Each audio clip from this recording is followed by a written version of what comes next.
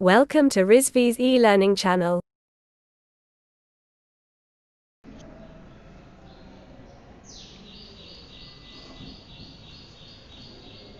Students good afternoon.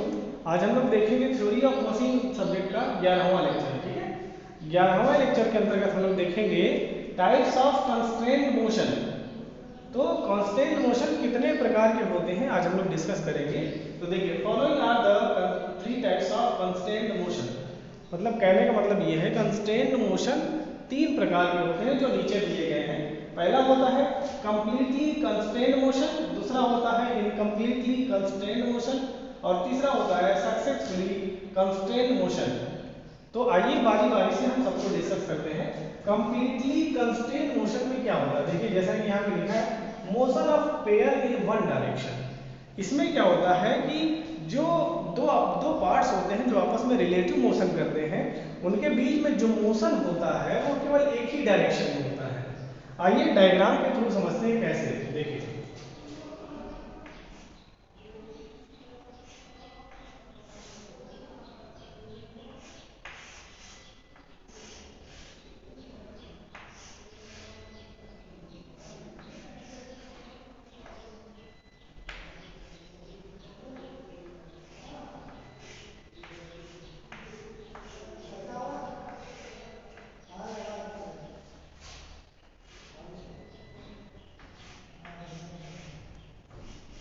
देखिए जैसे एक प्रकार का शाफ्ट है और एक प्रकार का होल है।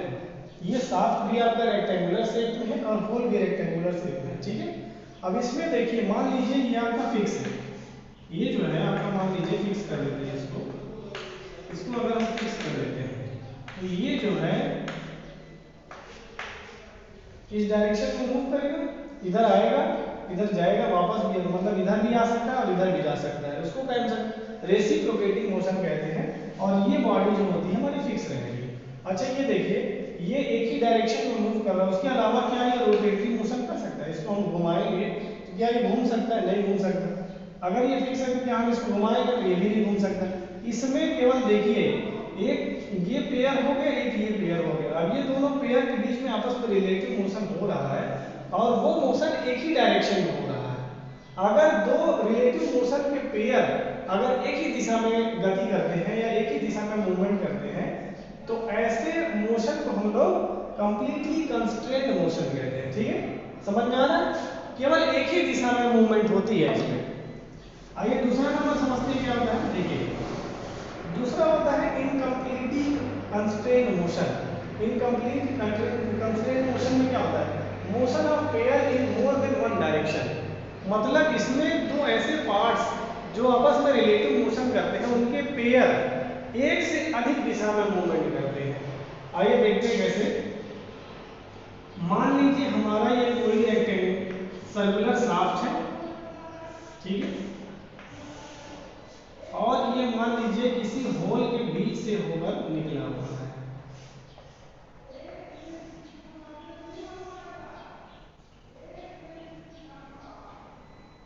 ठीक है, ये होल से होकर बीच से होकर निकला हुआ है और ये हमारा जो है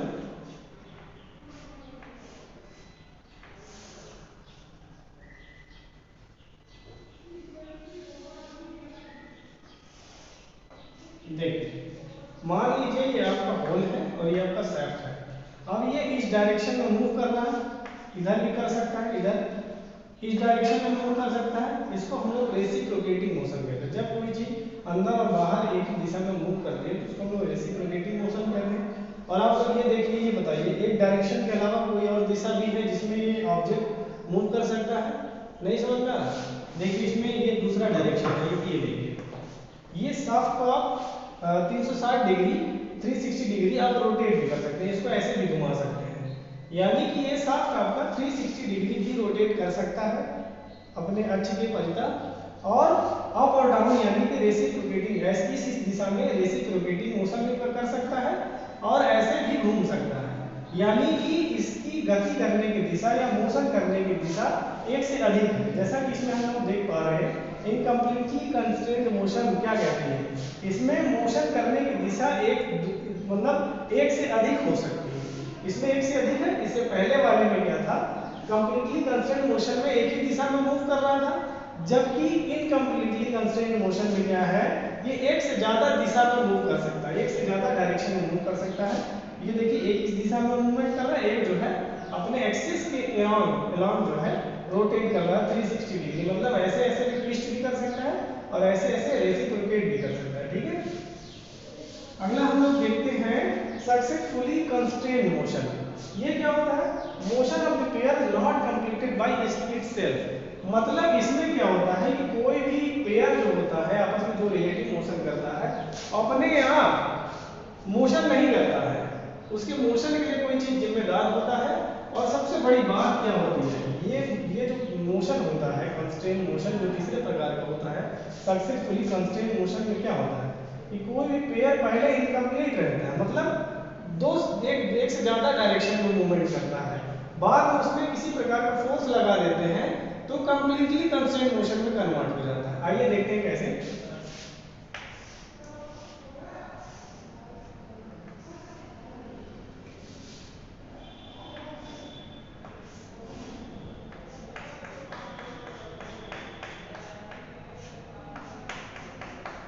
ठीक है,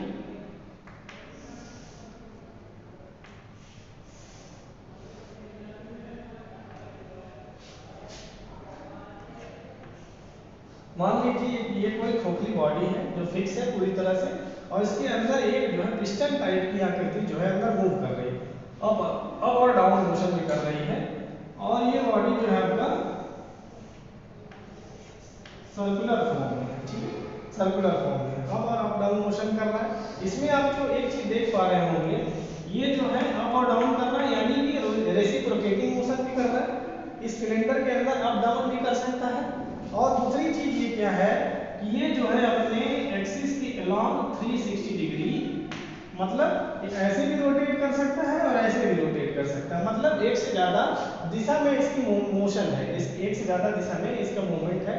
यानी कि अभी क्या है ये, अभी तो ये आपका इनकम्प्लीट कंस्ट्रेंट मोशन है। ठीक है, तो अभी इनकम्प्लीट कंस्ट्रेंट मोशन है, उसके बाद इसमें करते हैं कि हम किसी प्रकार का फोर्स लगा के इसको दबा देते हैं। ठीक है, मान लीजिए इसमें हमने एक प्रकार का फोर्स लगा दिया, नीचे